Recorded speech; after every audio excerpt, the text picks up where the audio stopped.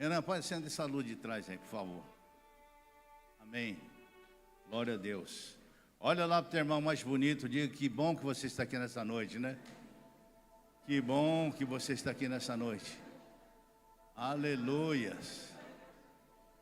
Glória a Deus.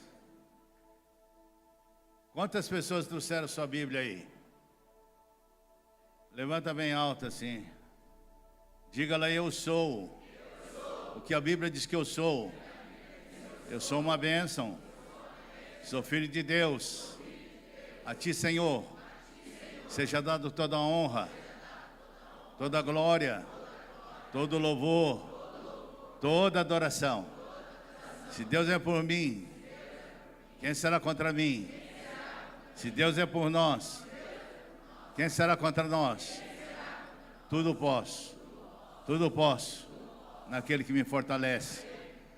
Amém? Falar para o teu irmão que não tem Bíblia, da próxima vez você traga a Bíblia, viu, irmão? Glória a Deus. Aleluias. Abra lá sua Bíblia em 1 Tessalonicenses 5:23. 1 Tessalonicenses 5:23. Todos acharam? Está entre Gênesis e Apocalipse. Amém, irmãos? Diz assim: o mesmo Deus da paz vos santifique em tudo, vosso espírito, alma e corpo, os conserve íntegros e irrepreensível até a volta do Senhor. Amém? Amém, igreja? Amém. São 3 pilares que nós devemos estar observando: espírito, alma e corpo, os conserve íntegros e irrepreensível até a volta do Senhor. E se nós não tivermos essa capacidade de conservar o nosso espírito, alma e corpo, fatalmente nós não subiremos com o Senhor. Senhor, agora na autoridade e poder que é no nome de Jesus, manifeste teu poder, a tua graça e o teu Santo Espírito sobre as nossas vidas, ó Pai. Toma, portanto, as nossas vidas nas tuas mãos e manifeste, Senhor, o teu poder, a tua grandiosidade, e num raio de 10 quilômetros, neutraliza toda ação satânica contra as nossas vidas aqui. Ó Deus, que sabemos que tu és um Deus que pode todas as coisas. Tu és um Deus que realiza todas as coisas da nossa vida, ó Pai. Fala conosco, mais uma vez, através da tua palavra, a nossa oração de gratidão em nome de Jesus. Podeis assentar. Irmãos, hoje de manhã, questionando com alguns discípulos, eu perguntei assim: você porventura você se arrepende? Ou você se envergonha do teu passado? E aí eu faço um questionamento com você nesta noite. E você? Como tem sido o seu passado? E você se arrepende daquilo que você fazia? Ou mesmo se envergonha? E muitos disseram assim: por falta de conhecimento, realizei algo que não deveria ter realizado. É óbvio, mas Deus não leva em conta a nossa ignorância. Mas uma das coisas que nós devemos realmente sempre enfatizar, irmãos, o que nós estamos fazendo para Deus? O que nós temos apresentado para Deus nesses últimos dias? Sabemos que a volta dele está próximo, conforme já acabamos de ler, que o nosso espírito, alma e corpo os conserve íntegro e irrepreensível até a volta dele. Ele espera isso de nós, e nós estamos procedendo dessa forma para que um dia junto podemos estar com ele? Será que nós estamos procedendo dessa forma, dessa maneira? E uma das coisas que muitas vezes nós, como seres humanos, nós jogamos culpa em alguém. Adão, que começou com todas essas parafernália, começou com tantos erros, com tantos pecados. Mas e nós? E nós? Como tem sido o nosso comportamento até hoje? Como tem sido o nosso comportamento? Será que nós temos realmente caminhado dignamente na presença do nosso Deus? Será que nós temos comportado como nós deveríamos nos comportar? Faça uma pergunta para você mesmo. Eu falo que esse casal, ele passou tanta vergonha e se arrependeu por terem pecado contra Deus, porque ele estragou toda a criação divina, a criação perfeita que Deus tinha feito. Adão estava no mundo perfeito, desfrutando da comunhão, desfrutando da proximidade com Deus.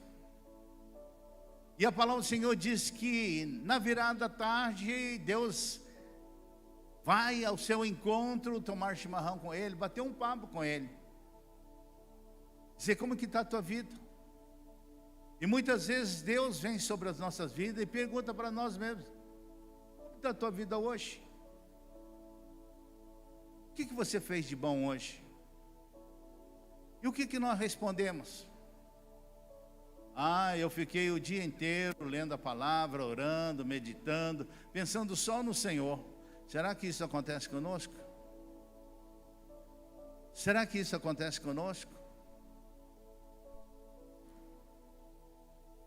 De repente você vai dizer assim: como vai ser o meu comportamento com o Senhor se um dia eu estiver com Ele lá na glória?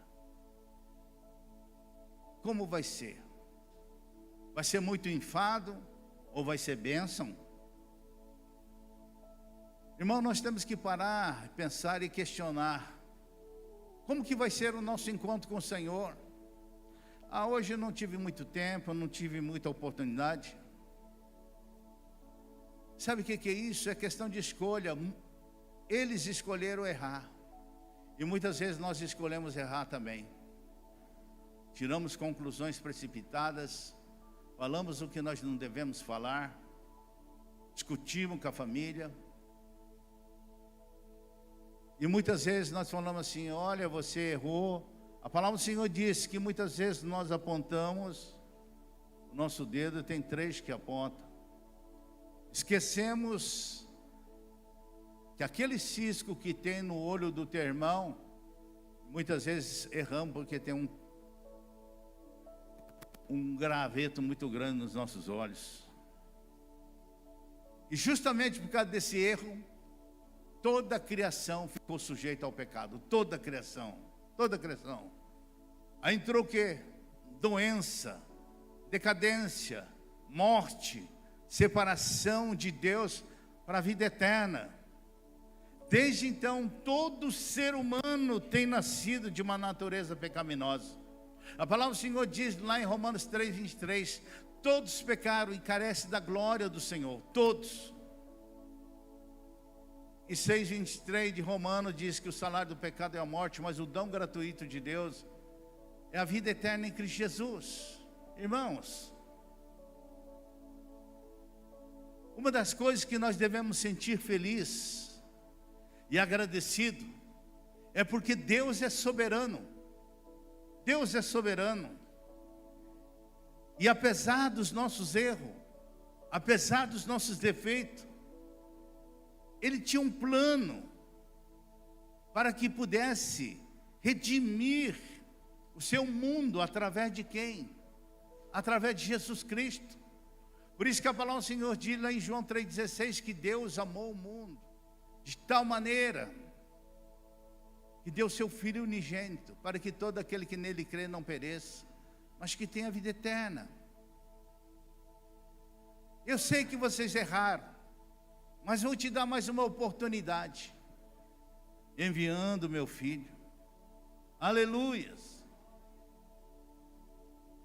Eu falo que a dor da humanidade, irmãos, é uma questão de escolha. Eu falo que Jesus nunca enganou ninguém. Eu vou aceitar Jesus, eu vou ficar numa boa. É mentira.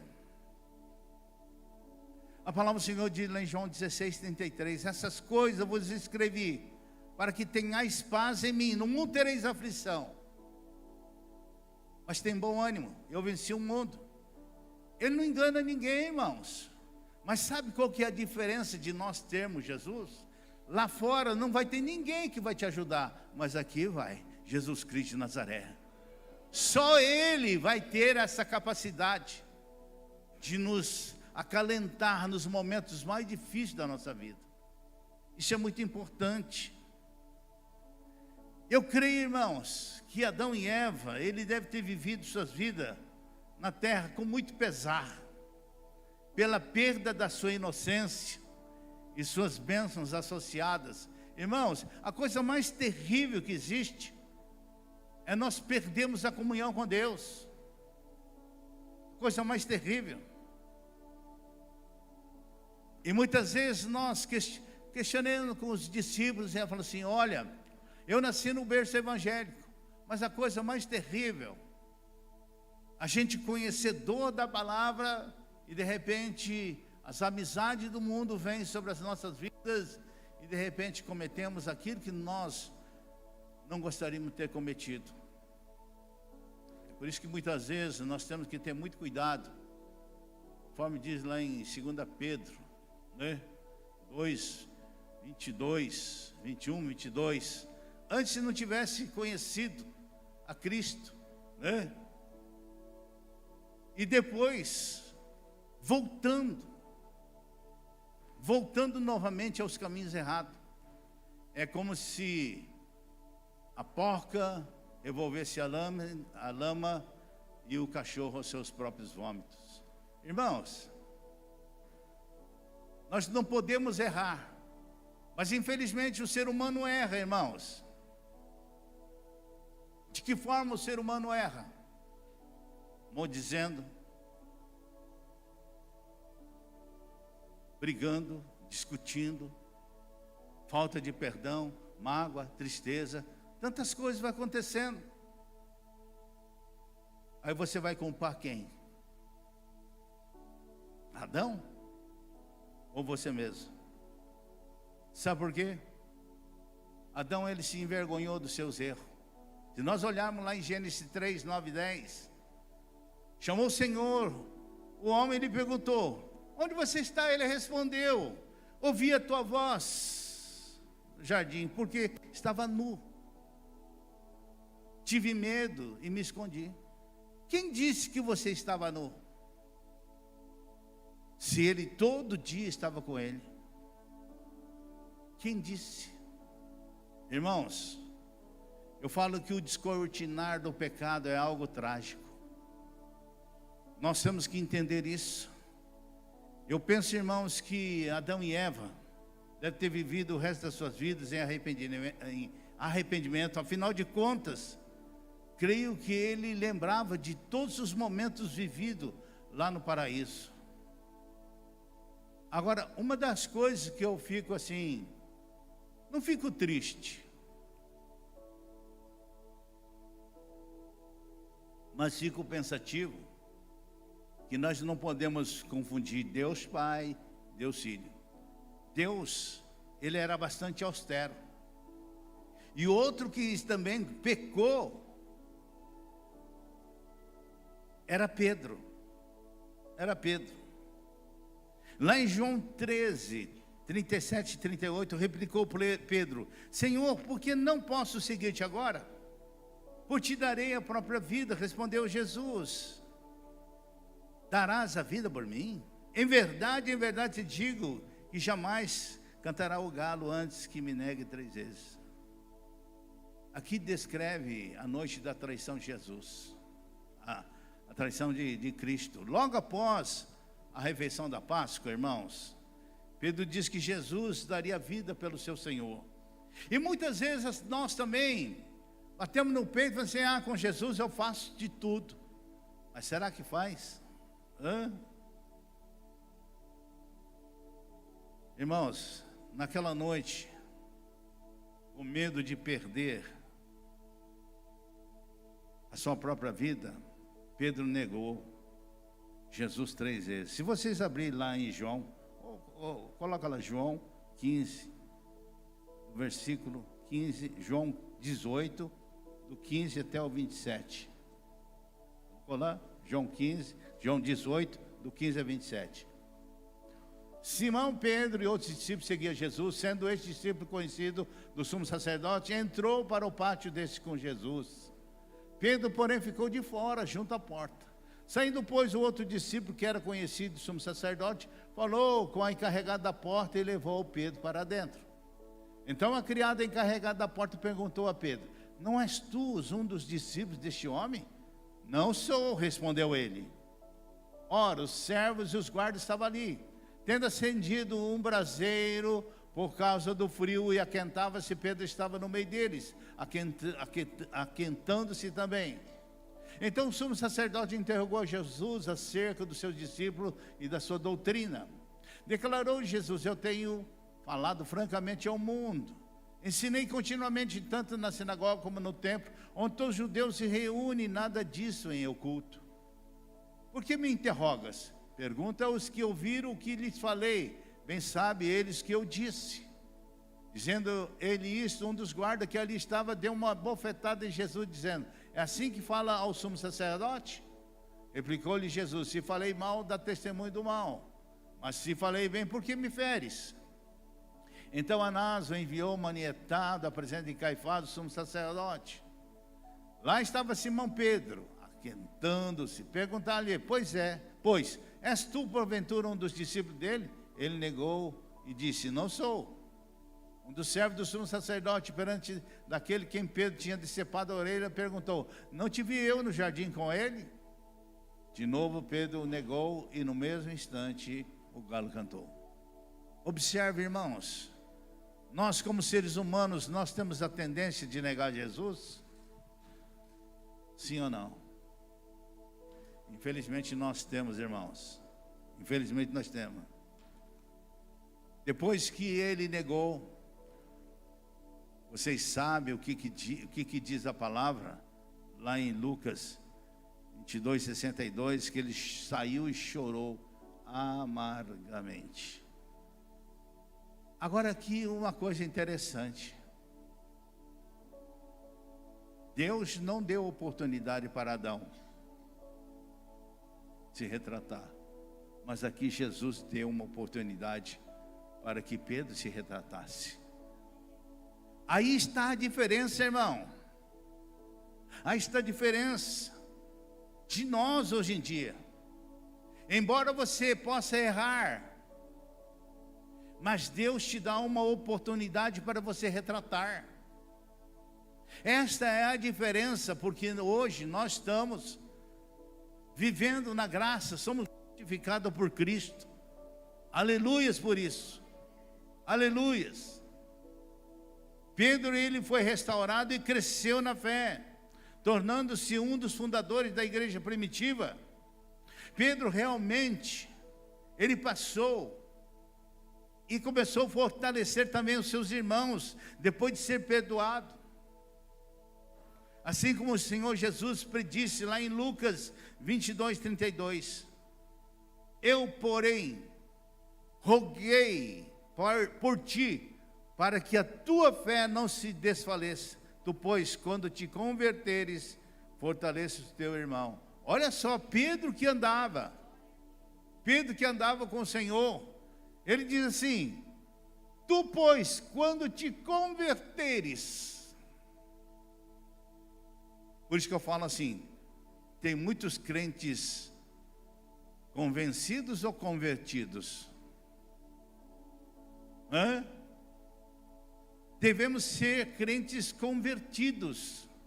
Ele disse: quando te converteres. E quando o Senhor Jesus, roguei por ti, é que no versículo 31 de Lucas 22, diz: Simão, Simão, eis que Satanás vos reclamou para vos peneirar como trigo. Irmãos, a repetição do nome Simão, Simão, implicava um tom sério e solene de advertência. O próprio Cristo dera a Simão o nome de Pedro. Mas quando o Senhor Jesus, ele estava meio bravo, podemos dizer, voltou de novo. Simão, Simão. Até eu lembro quando a minha esposa chamava o nosso filho, ele estava brincando. Eu falei assim: Frank, volta para casa. Ele nem ligava. Aí ele aumentava o tom: Frank, volta para casa. Eu falei assim, segunda vez, opa, já aumentou o tom. Eu falei assim, Frank, voltava correndo. Da mesma forma, Jesus chegou: Simão, Simão. Estava advertindo, falando: cuidado agora. Não seja Simão, seja o verdadeiro Pedro. Aleluia, glória a Deus. Jesus, ele voltou a usar o seu nome antigo para intensificar a sua repreensão por excesso de confiança carnal da parte de Pedro. Muitas vezes Deus nos repreende porque nós nos exaltamos carnalmente. Marcinho, acorda, Marcinho. Oh, glória a Deus. Alian. Isso que ele faz. Acorda. Eu creio que Pedro podia ter vivido, ou melhor, ele viveu muita vergonha e arrependimento, porque ele negou publicamente.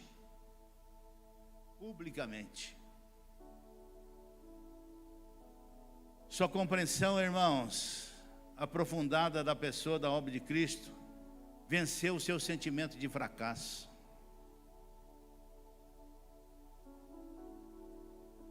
Pedro, ele percebeu que ele foi perdoado pela graça de Deus, aleluia, e passou do seu pesar pessoal a alimentar a ovelha de Jesus, porque Jesus mesmo disse: apacenta minhas ovelhas. Agora que você se posicionou de verdade, apacenta minhas ovelhas, aleluia. Quando pela terceira vez que vocês sabem o que aconteceu, o Senhor Jesus perguntou a Pedro: tu me amas? Senhor, tu sabes de todas as coisas, eu te amo, apacenta minhas ovelhas. Eu quero dizer, irmãos, que a Bíblia nos ensina que quando confessamos nossos pecados e temos a fé no sacrifício do Senhor Jesus, nós nos tornamos filhos de Deus. É por isso que muitas vezes nós perguntamos para as pessoas que participam até da igreja, do culto: todos são filhos de Deus? Todos são filhos de Deus? Não. Se você ainda não abriu a porta do teu coração para Jesus, você não é filho de Deus. Mas onde está escrito isso? Lá em João capítulo 1, versículo 11. Ele veio para os seus, e os seus não o receberam. Mas no 12, mas todos quanto receberam, Deus deu-lhe poder de serem chamados filhos de Deus, aqueles que creram no seu nome. No momento que você aceita, crendo que Ele é o Senhor, você se torna filho. Mas enquanto você não abre a porta do teu coração e deixa Cristo entrar na tua vida, você continua sendo criatura de Deus. Não adianta você dizer: eu tenho Jesus. Você pode até dizer, mas a pergunta é: Jesus tem você? Apocalipse 3:20, ele fala: eis que estou à porta e bato, batendo a porta do teu coração. Você quer que eu entre na tua vida? Ah, não, vou deixar para mais tarde. Mais tarde é a cidade nunca mais. Porque tem muitas pessoas com seus corações endurecidos. Eu era um, mas graças a Deus, que lá em Ezequiel 36:26, Deus tirou o coração de pedra e colocou um coração de carne sensível e obediente à voz do Espírito Santo de Deus. Aleluia! Tem um novo coração. Nós temos que ter um novo coração. Glória a Deus por isso. Nós somos purificados pela nossa injustiça e a nossa salvação é segura. Lá em João capítulo 10, 27 a 30. As minhas ovelhas ouvem a minha voz, eu as conheço, e elas me seguem. Eu lhe dou a vida eterna, jamais perecerão, e ninguém arrebatará da minha mão, ninguém. Aquilo que meu Pai me deu é maior do que tudo, e da mão do Pai ninguém pode arrebatar. Eu e o Pai somos um. Isso indica, irmão, que claramente que Deus escolheu as suas ovelhas, e são elas que confiam neles e seguem. Deus escolheu você. Fala, Deus escolheu você, meu irmão. Fala, você crê nisso? Você crê nisso? É bíblico? É bíblico, irmão? Meu Deus. É bíblico, irmão? Que Deus escolheu você? Está na Bíblia isso? Hã? Está na Bíblia? Aonde? João 15,16. Não foste vós que me escolheste, mas fui eu que te escolhi, para que vades e dê frutos. Ele te escolheu para você ficar aí parado? Para quê?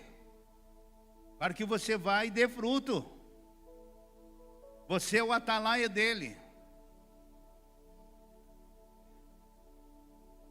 Irmãos, olha lá. Eu vos escolhi a vós outro e vos designei para que vades e deis fruto, e o vosso fruto permaneça. Seja um bom discipulador, a fim de que tudo quanto pedis ao Pai em meu nome eu vou te dar. Isso que Deus quer na sua vida. Isso que Deus quer na sua vida. Irmãos, Deus quer que constantemente que as ovelhas sejam todas seguras. A segurança das ovelhas de Jesus repousa nele, irmão, que é o bom pastor, que tem poder para mantê-lo salvo. Nem ladrão, nem salteador, nem lobo pode fazer mal a elas. Ninguém, se você estiver acobertado pelo sangue do Cordeiro. Aleluia. Lá em João 10, 29, aquilo que meu Pai me deu é maior do que tudo, e da mão do Pai ninguém pode arrebatar. Você está na mão de Deus poderoso, ninguém tira. Mas tenta desgrudar um pouquinho. Tenta desgrudar um pouquinho. Se você tentar desgrudar um pouquinho, já era, meu filho. Porque o diabo está de olho em você. E só está esperando você dar uma escapadinha lá, e o diabo, ó, crau. Por isso que a palavra do Senhor diz lá em 1 Pedro 5,8: sede sóbrio e vigilante, o diabo, vosso adversário, anda ao redor, rugindo como leão, quer entregar a tua vida. Ó, sobriedade, esteja atento, esteja alerta. Não tire o foco daquilo que Deus tem feito para você. Eu falo que, à medida que nós crescemos espiritualmente, irmãos, ao passar do tempo com Deus diariamente em oração, lendo a sua palavra, nós encontramos amando e confiando cada dia mais ao nosso Deus.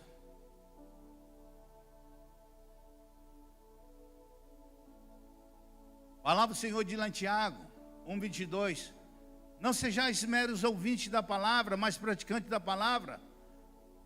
Pois aquele que não pratica é semelhante a um homem que contempla o seu rosto de uma forma natural, no espelho. Irmãos,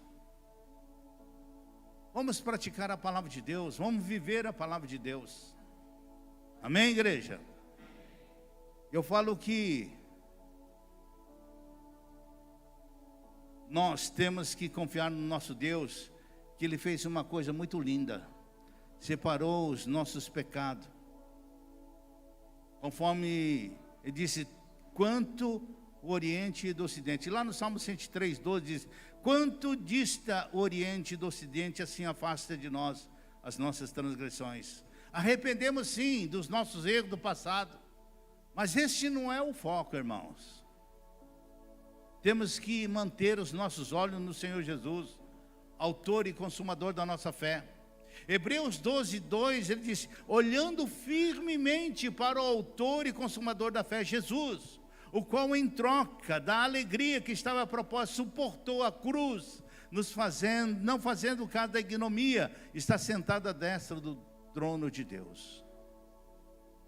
Uma coisa linda que eu vejo no apóstolo Paulo, ele colocou dessa forma lá em Filipenses 13, 14. Irmãos, quanto a mim, não julgo havê-lo alcançado, mas uma coisa eu faço, esquecendo-me das coisas que para trás ficam, e avançando para o que estão diante de mim, prossigo para o alvo, para o prêmio da soberana vocação de Deus em Cristo Jesus. Aleluia! Uma coisa que nós devemos aprender como servo de Deus, irmãos, que vergonha, essa vem a parte boa. Uma coisa que nós devemos aprender, que a vergonha e o arrependimento faz parte já do passado. Amém? Precisamos aprender a esquecer.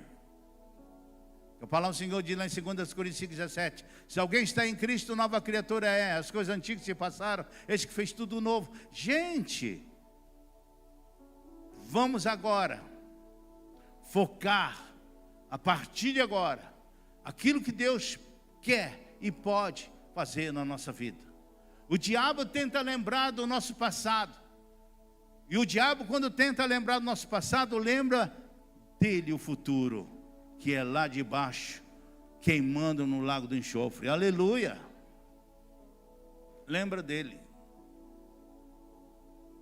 Em Romanos capítulo 8, versículo 1, é um grande consolo para qualquer crente, irmãos, que luta contra o seu passado.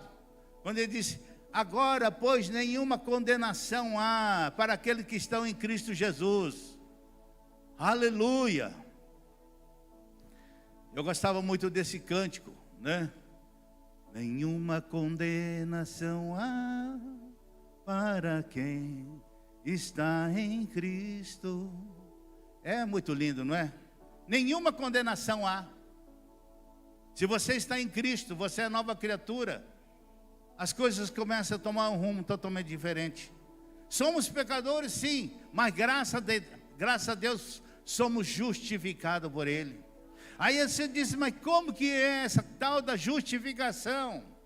Eu sempre ensino assim: aqui está a cruz de Cristo, e eu, pecador, e quando eu aceito a Cristo como meu Salvador, eu passo pela cruz, estou sendo justificado, e passo para este lado. Justificação, a passagem do pecado para o estado da graça. Antes, aquele pecador sujo e imundo, mas fui justificado pela graça do nosso Deus Todo-Poderoso. Aleluias! Glória a Deus! Louvado seja o nome do Senhor. Nós temos um passado vergonhoso? Sim, mas nós temos um futuro melhor. Aleluia! Aleluia! Costumávamos andar na loucura da rebelião, mas agora nós andamos na novidade de vida. Glória a Deus. Tiago 3, 3-7. Pois nós também outrora éramos nécios, desobedientes, desgarrados, escravos de toda sorte de paixões e prazeres, vivendo em malícia e inveja, odiosos e odiando-nos uns aos outros. Quando, porém, se manifestou a benignidade de Deus, nosso Salvador, e o seu amor para com todos, não por obra da justiça praticada por nós, mas segundo a sua misericórdia, Ele nos salvou mediante o lavar regenerador e renovador do Espírito Santo, que Ele derramou sobre nós ricamente por meio de Jesus Cristo, nosso Salvador, a fim de que, justificado por graça, nos tornamos seus herdeiros, segundo a esperança da vida eterna. Aleluia! Glória a Deus! Deus nos perdoou os nossos pecados, a qual nós podemos dizer, nós não sentimos mais envergonhados. Ele apagou tudo. Ele olha assim: Alfeu, eu vou fazer uma coisa para você. Lá em Isaías 43, 25, eu sou aquele que apago os teus pecados, Alfeu. por amor a mim, e não lembro mais. Coisa bonita, né? Não é bonito? Eu sou aquele que apago todas as transgressões por amor de mim. E dos teus pecados, Marcinho, ó, não lembro mais. Mas muitas vezes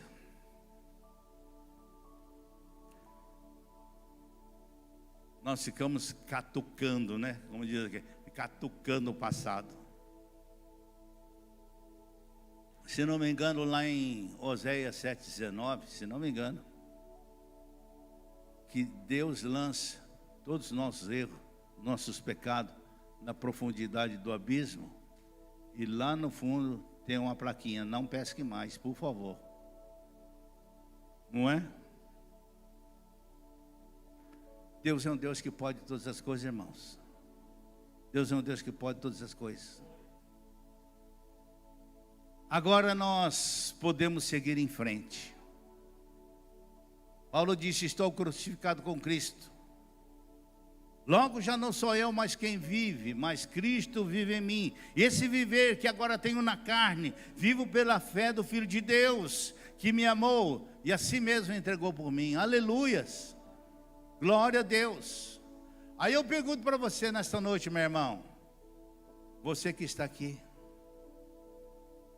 você crê que Deus quer mudar a tua história hoje? Amém? Hoje Jesus conclama que todos se arrependam. Você pode estar dizendo: mas arrepender de quê? É muito simples. Responda para você agora.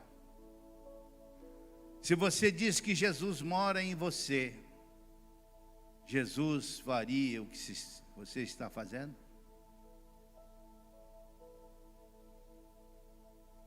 Se Jesus mora em você, Jesus faria o que você está fazendo? É por isso que eu falo que o mundo precisa de arrependimento, não de motivação, irmãos.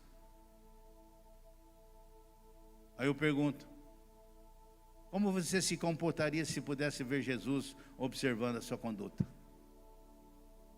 Observe. Jesus e você. Ele está te olhando. Como você está se comportando? Está tudo show? Tudo beleza? Mas eu falo uma coisa para você. Lá em Mateus 4,17, ele fala assim: arrepender porque é chegado o reino de Deus. Hoje é o momento, irmãos. Hoje é o momento. Hoje é uma noite de ceia. E a ceia vai ser uma amostra, uma mesa posta, mas vai ser um momento de vitória. Sabe o que é momento de vitória? É porque você conseguiu chegar lá. Você venceu tantos obstáculos na sua vida, tantos convites, mas você disse assim: eu vou vencer. Eu vou vencer. E as pessoas estão dizendo assim: ah, não tem problema não, ande de qualquer jeito, de qualquer maneira. Não, negativo. É por isso que eu falo assim: Jesus está de olho em você. Jesus está de olho na sua vida hoje. Tem um versículo que realmente machuca muitos cristãos, de Mateus 24:12. Por aumentar a iniquidade, o amor de muitos se esfriaria. Como está a tua vida hoje, meu irmão? Como está a tua vida? Mas vai ter aquele que vai chegar na mesa. Do 24, de 13 de Mateus. Aquele que perseverar até o fim, esse será salvo. Mateus 24, 13. Aleluia.